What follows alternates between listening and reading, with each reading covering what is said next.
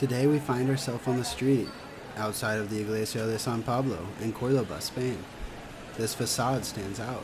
It's a Renaissance masterpiece inviting us inside a courtyard to see this combined and embellished Gothic and Renaissance facade. If we walk through it, we find this shocking piece of Mudejar art.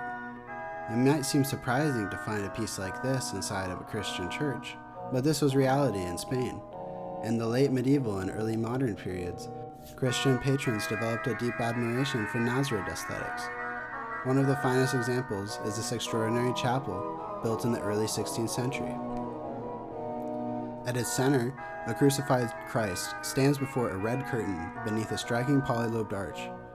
The surrounding wall is adorned with a repeating network of interlaced rhombus shapes known as the subka motif, an iconic feature of Western Islamic architecture, like what we see on the Giralda in Sevilla. At Christ's feet stands the Virgin Mary, while the four evangelists surround him, each painted within a seven-lobed polylobed arch. Arabic-style calligraphy appears throughout the chapel, enriching every surface. A zocalo, a painted dado of blue, black, orange, and white, marks the division between floor and stucco decoration. Take note of the faded heraldic shields, fundamentals of Nasrid artistic vocabulary adopted by the Castilians. These Christian patrons adopted these motifs to assert both identity and prestige, embedding themselves into sacred spaces that they sponsored.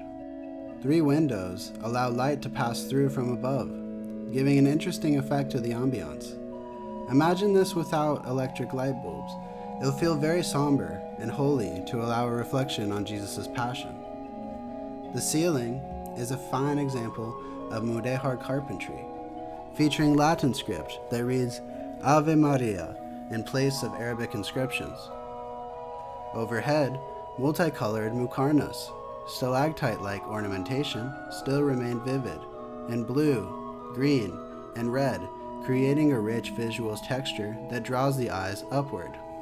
And finally, don't miss the interior lattice window.